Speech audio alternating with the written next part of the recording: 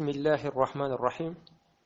الحمد لله رب العالمين وصلى الله وسلم وبارك على سيدنا محمد وعلى آله وصحبه أجمعين السلام عليكم ورحمة الله وبركاته توبا مصر با مغامبي أو بلد لنفو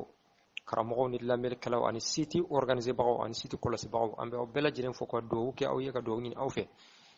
ألا كان بصوابما يا ربي ألا كان بصوابما ألا كان بصوابما حرص أحكام الحج والأمرة هيجو كيتو أني أمرة كيتو المقدمة العزية كنو أميكا كما أدقى والهنات منونا أني هيجو الجوسيون أني أيوا السنة ونا مستحبو نا متاو كانغا كيتشوكو منا أني فمنون بهيجو تشين ونا نيونو مقدمة العزية أي تشامان فولا بي والهندا حرص وبنا بول أمرة umra afana josion ale namu kanga tachugodi abeke wati jumaina jumain ba chien ona nyono ako faslu ne franfansiye al umratu umra sunnatun ale sunnaye fil umri shi kono marratan shekele hiji wajibi shi kono shekele umra fanaye ishi kono sunna do shekele وأركانها أمر جوسيون أركان الحج ويهيجو جوسيون دي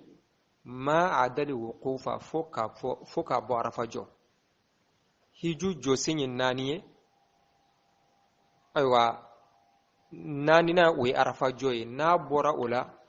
هيجو أمرا وبي جوسيون كلية وبلا جلين بيجي تو سباينا وسباي جمعي وينامون داي kuma ibe umran ga nesiri oye josenye flana oye safani marwa tamai tawafuye umra fana tinya tawafuko safani marwa tama beda uka mafika safani marwa tama fana ke ma arafa jo uri bunu nyonje ma hiju josenye naniye umra josen oye sabai arafa jo uri bunu nyonje arafa jo be hijula me ote umra la ولها ميقاتان ميقات فلاد بي الله ميقات فلاد بي ايوا عمره لا انافو ميقات فلاد بي هيجو فنلا شوغمنا وميقات فلان جمعيه مكاني وزماني مكاني وزماني مكاني وين نامون بتا يورمنا وين مكاني zamaniyo oye namu beta wati mina ma umran namu beta yoro mina anan namu beta wati mina inafu hiju tachugo okuma ko wa huwa umraka miqatu zamaniyo makaniyo ni be feka umran namu ta ibeta ta yoro mina miqatu li hajji oye hiju fanakan namu ta yoro de abede kele anyen namu ta yoro minum fo hiju tala ma ni be feka umra fana namunta wochuko kileno afana beta wuro nunu dela illa fi haqqi man ko fo mo ka hakela huwa bi makkata noti la mo bi maka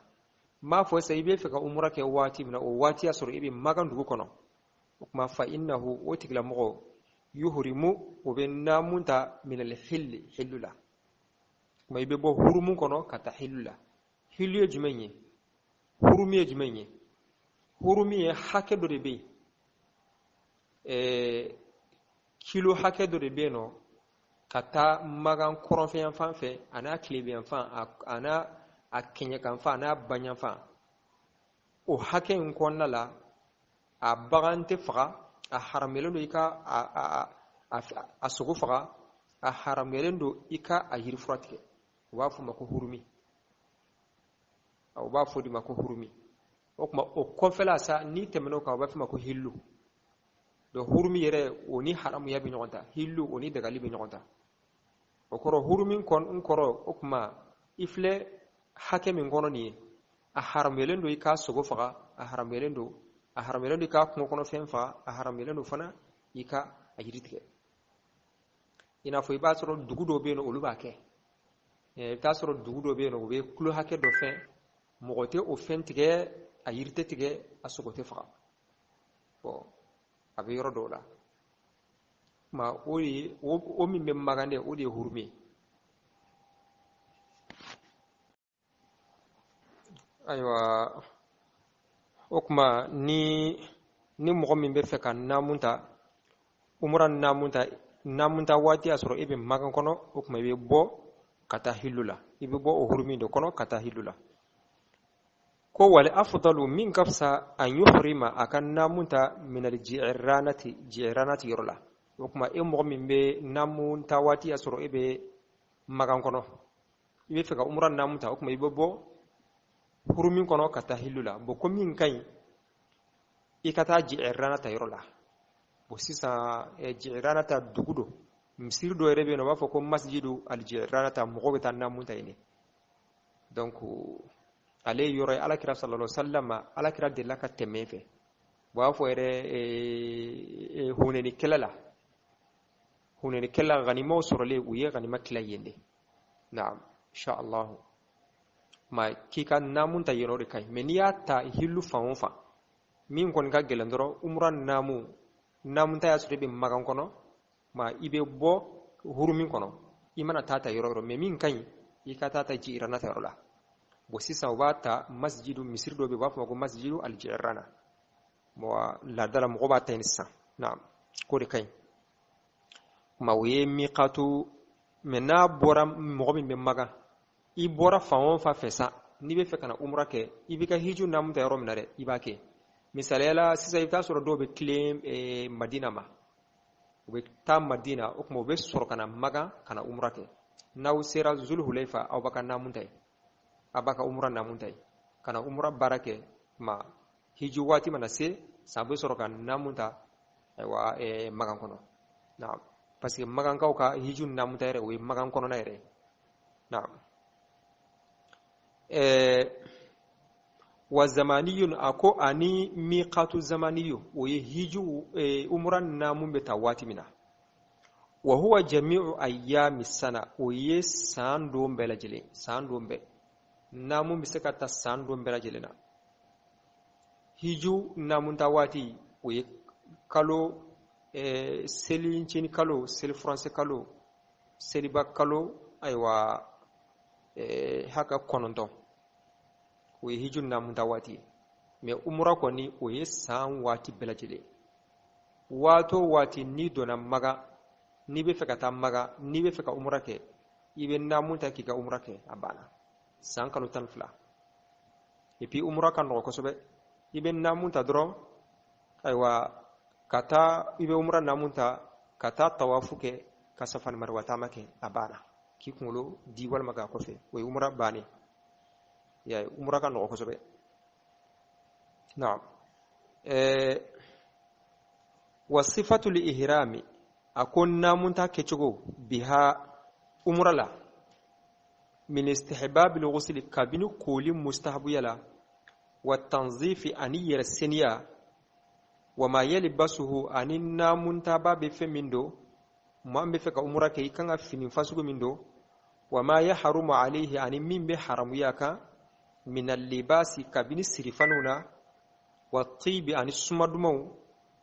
wa ghayri dhalika ani o tana kal hajji ani hiju bɛɛ de kelen ye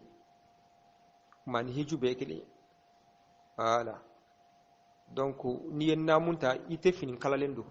fɛn fɛn n'a bɛ fari lamini i b'o bɛɛ lajɛlen bila ayiwa fo m'a fɔ ayiwa i ka gan min b'i bolo i ka sakini min b'i bolo n'i bɛ ka minɛnw bila o kɔnɔ ani montre min b'i tɛgɛ la o n'a ɲɔgɔnnaw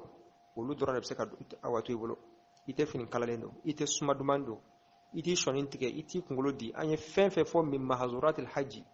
hiju kɔnfɛnw na hiju la fɛn minnu man ka kɛ umra la o cogo kelen don fo ka t'i tila a bɛɛ de kelen wa yukrahu takraruha u bɛ umra segisegili u b'o o kɔniya fil aamil wahidi san kelen kɔnɔ ka hiju kɛ ka umra kɛ siɲɛ 2 o kɔnnen don ayiwa alimami maliki fɛ i bɛ umra kɛ siɲɛ 1 a banna mais siɲɛ 2 ka umra kɛ san 1 kɔnɔna la o kɔnnen don naam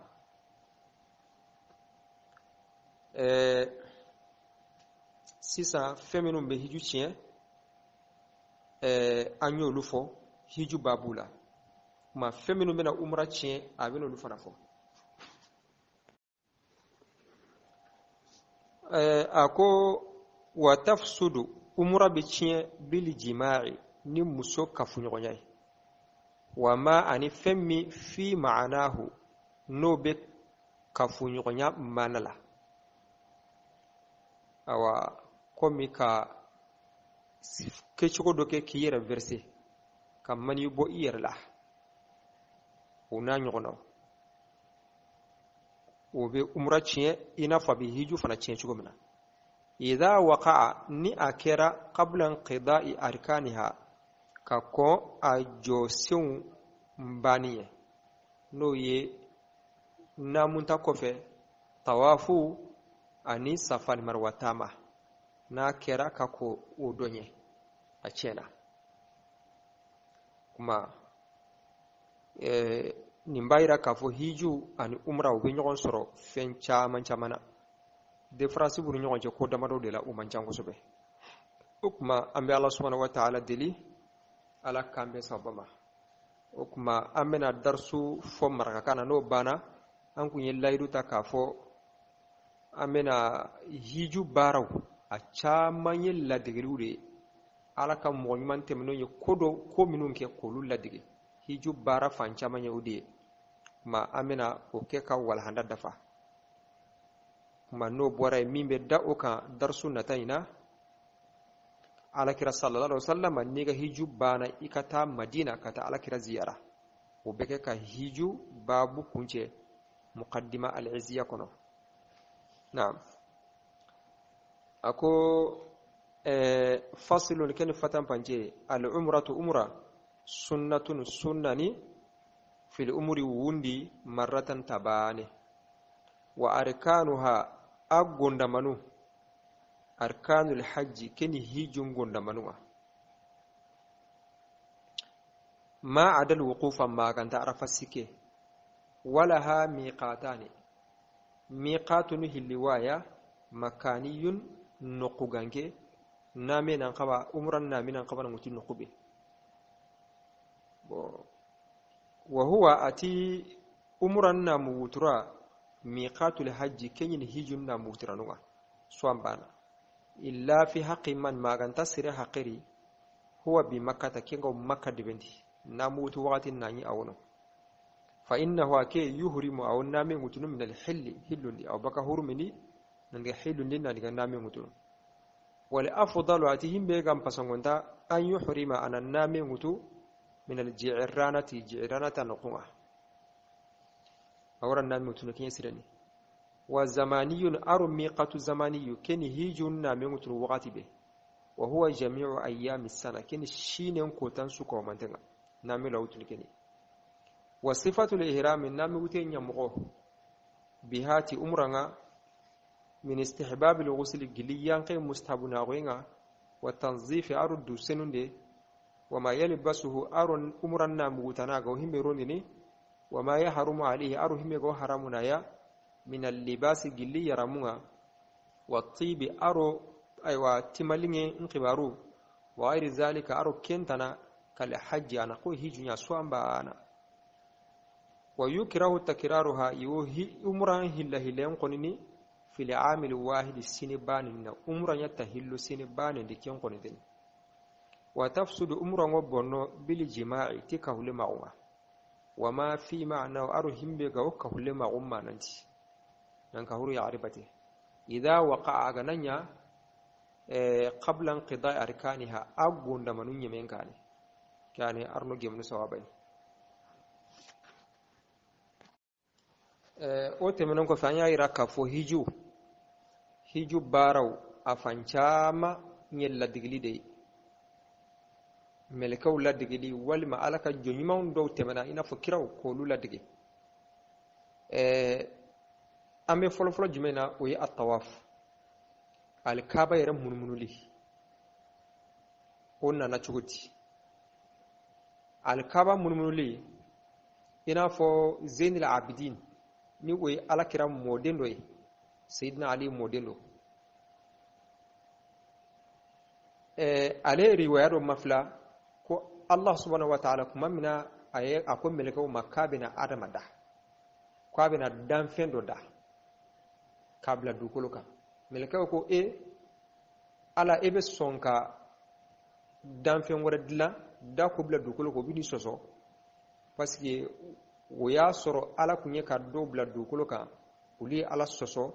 ala yolu halaki ma melekaw yodi molu kono hali be ala mana dan fen wara da kabla dukolo ka folo ya ke chogmina o fana bina kete uko awmbe no awmbis aw ala i awnda batude kama ci wara tawna batul ko on ti soso de ala ko nebe min do awto do ma ala sorlaka adama da aywa kabla arjana kono ina fo bela jirum bo khisaro chugomna kuma sisa melekaw o kelen ka jo ala nye bon am ta fu jora ala nye mais ala ko abi kodoke bo uyi ala dongo awa juge c'est-à-dire ala ko abe kodoke oluko ala ebeninke bo melekaw oluti ala soso o labana ka siran parce que melekaw be ala don wo kuma wire bolo yo jete donc ala kotay o yo jete ko jugbay o tara laresh o be ka damakasi kanyin ala fe ala ka yafuma ma ala sorlaka baitul ma'mur ko yisodo ya be sanfe ku kato mununu uka laresh mbla o kato mununu ma melkaw tara obo munumunu o tora sanfe hal shini dongo do melka babbi wolofla olu be baitul ma'mur mununu olu mana ta olu te segible dongo do melke babbi wolofla dongo do ma ala sorla ka fo melke do nyina uka jigi dukolo sanfe ukana soy nyogona jod dukolo sanfe dukolo fana mo do fana munumunu ya fam ma mi akofe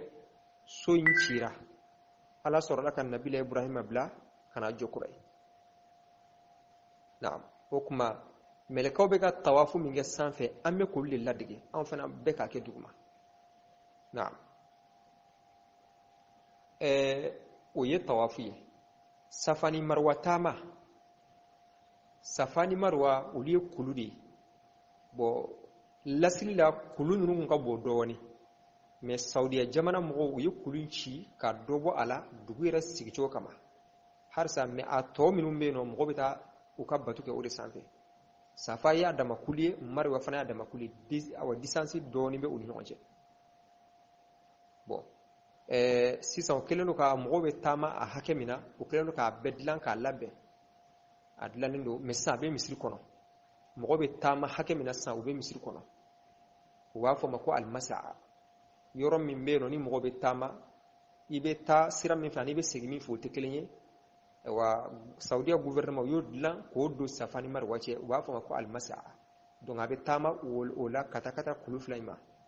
na ma o tama min fleni o na chugudi safani marwa tama ye ka hajara no ye nabillahi ibrahima furmusi hajara o la digli de safani marwa tama kuma mina ibrahim anana afurmuso hajara ane addi ismail ananu bla alkaba yorla aywa parce que ala yere de ko kakatu blay ala ibrahima jarabili chama jarabi nunku kwa kata afurmuso na dembla ismail fitini babulo foi te jite senege fente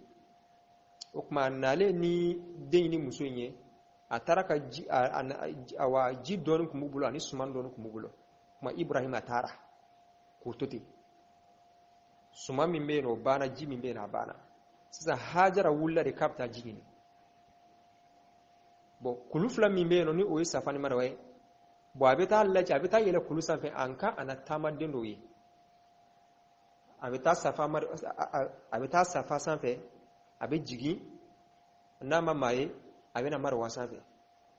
abini joyele tukuna nama mboya abeta safa kulu sanfe fur a toro de la foshin wolofla o takasegi ayi shin wolofla ke odila o de kera sunnay donc o kera hiju barado ma safan marwa tamay hajara nabiyullah ibrahim furmuso asorla o defe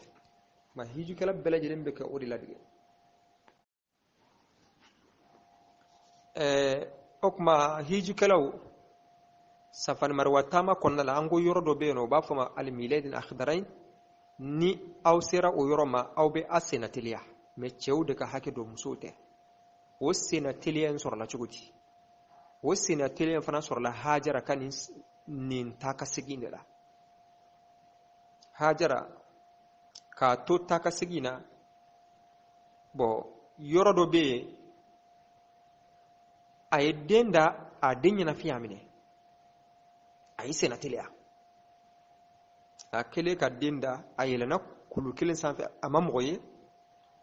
a jiginna sisan k'a bɛ taa kulu kelen lajɛ bon o taa ka segin de kɔnɔna la n'a hakili jiginna den a hakili jiginna den a y'i senna teliya pour que ka taa den lajɛ n'a sɔrɔ fɛn t'a la bon o senna teliya in o de fana toujours an bɛ ka hajara de ladege o la ma hijikɛlaw a y'i senna teliya yɔrɔnin min na n'aw sera yen nɔ aw fana b'aw senna teliya cɛw de b'a kɛ musow t'a kɛ parce que ayiwa muso sutura ɲini bɛ muso fɛ ma senna teliya cogo dɔ bɛ yen bon ayiwa o man kan muso ka hakɛ la zamzamu ji min filɛ n'an b'a min zamzamu ji a nana cogo di mun de kɔsɔn a ɲin'an fɛ an ka zamzamu ji min o bɛɛ lajɛlen hajara kelen zamzamu ji sɔrɔla hajara kelen de fɛ k'a to ji ɲini na a bɛ bɔ safa kulu sanfɛ a bɛ taa marwa kulu sanfɛ a bɛ bɔ yan fɛ fo a ye siɲɛ 7 sɔrɔla waati min na a ye mankan dɔ mɛn mais mankan in a ma dɔn o bɔra fan min fɛ Allah subhanahu wa ta'ala sɔrɔla ka Jibrila de jigi Jibrila de kun mankan dɔn Jibrila nana ka kaman kɛ ka dugukolo gosi kuma ji poyira nin tɛ bi ko ye dɛ o ji min poyira dɛ o de kɛra zamzam ji ye hali bi an bɛ k'o de min o zamzam ji ne hali bi an bɛ k'o de min bon Saudiya gouvernement u y'a dilan k'a kɛ cogo dɔ la a bɛ garanti cogo min na mɔgɔw b'a ji sɔrɔ ka min mais a yɔrɔ a dilannen don ka ɲa i n'a fɔ i mana furazi sɛnɛ i bɛ chateau k'a la i bɛ taa sɔrɔ chateau bɛ fan i bɛ se ka taa chateau bila fan dɔ fɛ ani furazi yɛrɛ sɛnɛlen bɛ yɔrɔ min na i bɛ taa sɔrɔ o tɛ yɔrɔ kelen na yɛrɛ mun fana o y'a dilan k'a labɛn mɔgɔw b'a ji sɔrɔ i mago b'a la yɔrɔ de i b'a sɔrɔ yen nɔ bon zamzamu ji an b'a min tabarukan barika ɲini kosɔn ni a ye o de kama a b'a fɔ ko n'i y'a min ni ŋaniya o ŋaniya ala bɛ mago ɲa ni bana b'i la n'i y'a min i ka bana bɛ furakɛ i b'a min ala bana min bɛ ne la ni nin ji in barika a furakɛ a bɛ furakɛ ma zamzamu ji bɛ yen nɔ depuis Ibrahima ka waati donc bi ko tɛ dɛ ma zamzamu ji a sɔrɔla ni hajara de ala ye ji di a n'a den ma Ismail a fitinin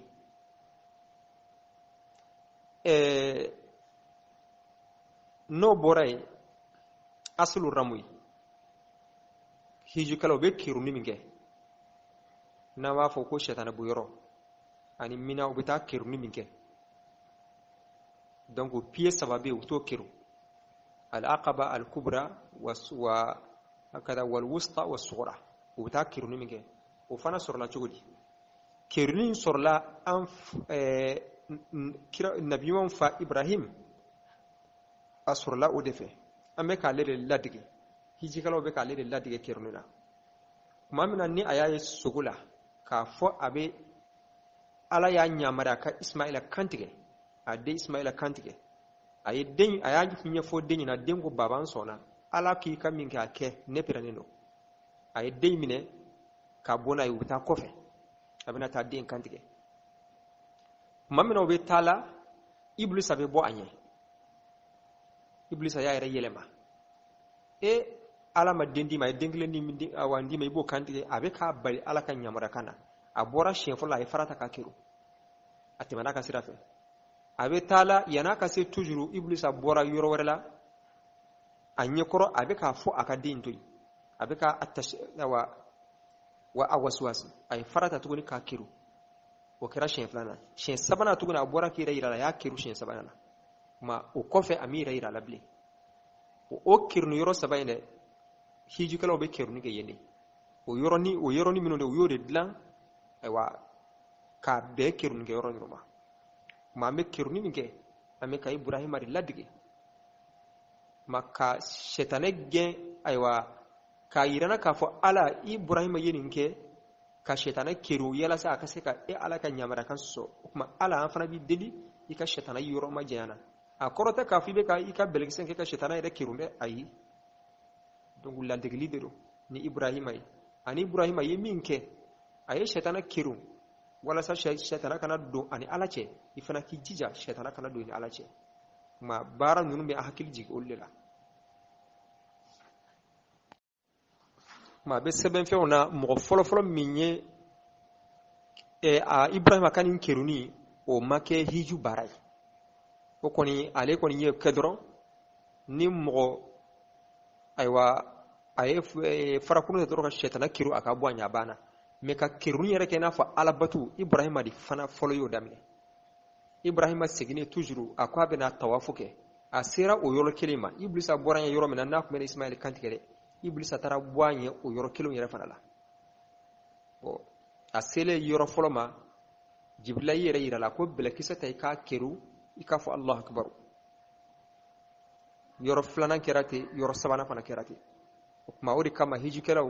naw be keru nige bele kiso ibafu Allah akbar ni be bele kisa keru afu Allah akbar tidaan bi Ibrahim anika ala bunya nambora o yoro la arafa yere kene badu arafa jo ye silameya hiju jose nani ndoye silamew beta joye no kadama kashi alala arafa jo do yaira ka fo ale sabu ye minye kuma damado be ala me kuma nunu na do yaira ka fo min ka giri o kuma damado ndoye ko hawa uni adama ye nyogon do yendi mamno jigna ka bo arjana la kana dukulo sabe ku ye nyogon do arafa ire koro ye doni ne kwa ko amba hawa ani anfa adama ku ye nyogon do ye ku ye yoro en toki ko arafa do fana ko ayi ko nabillahi Ibrahim an Ismail o klale alkaba jolla o yi ala deli ala kabatu yoro yirula wa arina manasikana tuba alina donc ala an kanga batu ke yoro minuna ala yirana bi mana arina manasikal hajj hiju ke ro yirana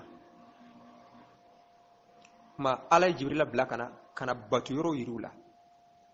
barabane meleke ku jibrila ko Ibrahim ma arafta iya don aba fo na'am araftu nya don o foraka beero ma ko de kar arafay do arafta ye hiju kero do sisa Ibrahim aba fo na'am araftu nya don ma ko de kar arafa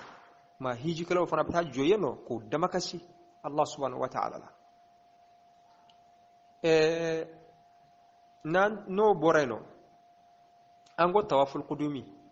mo minnu be bo fan wore fe kana maga jamana kan o kuma yinin be aw fe aw kata tawaful qudumi ke ni oyi alkaba foli tawafu folo min be ke oyi tawaful qudumi shi saba folo abe alkaba munmunu bolimi dongu juanjua o juanjua in sorla munde fe o yeka ala kiraka sahaba o muhajiruna kulude ladige anyo fo wal hanati menena ala kiraka sahaba o tali madina abe akiran maganga kono ko utena ta fen soreno ukume jamani yana oye ukume magani madina fen tubule wa ala kiraka na sahaba o labina kubina hijuke ko san ko ni samba soro senga kongo be kom kufaka samba suru lanfura dunga famu kumbe awon fe magano o te madina ma ala kira o kibara sira ala kira ko sahaba ma nautara aw be tawafu min ka ba shi folo ke jukan la bolla o nado ka fo ja halisa aywa amban jugo korola ma fi'lan o yeshi sama folo ke jukan ha maganga ko je e ko nunu yira kwante ga teme aw yira kama ma ala kira ya dabo odi kama odi kera sunnatan baqiya o kera sunne o tora dukulu sanfe mai ba ye mo be jonjo min ke nu be tawaful qudumi ko be boli awa boli min ke o be ka ala kerga sahabu ladige ambali maw hiju bara chama be no ladigillero zikrayat nunu yenin ke ala de kama mai bolu ladige o ye ala soro ni sira miye ifana ko sira kelenta na'am kuma nuni ala soro ni sira mi ani geleya mi ki hakili jigola ifana ka limanana kogo ini chesiri ala kola no temena ka boy al hajar al aswad no ye sumusumuni ke roy ale fana yemunye munde kama ale be sumusumu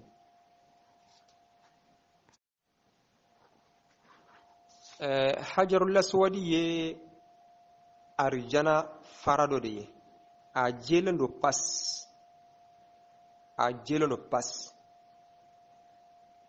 ale nana cogodi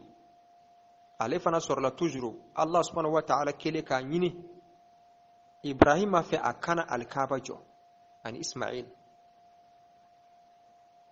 bo fara min bubulu fara imbana la fitora fara kelen doron de la kuma Ibrahim ko Ismail ka ta fara nyini yana ale ka segi ale tara fara yi yana ale ka segi Jibril ni fara kelen nana ka bo arjana kono ma Ismail yo ke ka o kanga shori yoro mina ale o shori no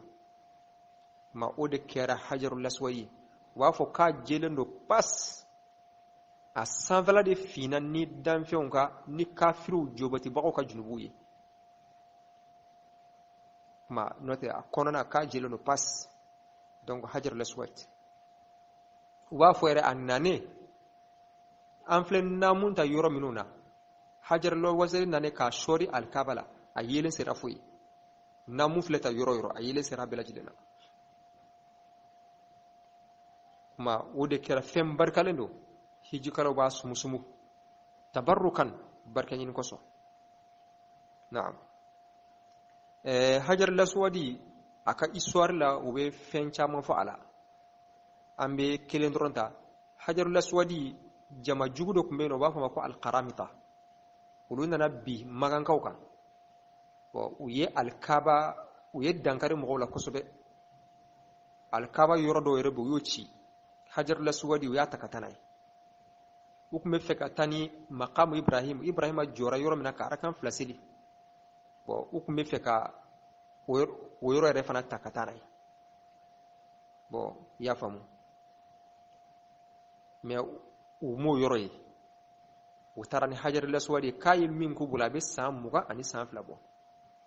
fo kofe islami nyimgo dobe wode kira sabuye ka nyinu fe ka san aywa kana bla aplasila bon memu hari ko le ka dislame ma jama jugu nun ko kuko hajaru laswadi dilen ko fe o be fe ka salame o trompe e ko munde ba yira la ka fo ko ni hajaru laswadi yala nya hajaru laswadi dugu ka dore di awma aw bo donwa bo doku mbeno guno doku me hajaru laswadi la alaikum bo do atoka abdullah o ko hajar laswadi ne be fen fla do ala fen folo ni ya blaji san fatiji ni ya blaji fara ko ni fara blaji san ko ibaro ko ni o yangata abita sigi fo jiju me hajar laswadi ni ya le blaji san fatiji abi fo kan san fere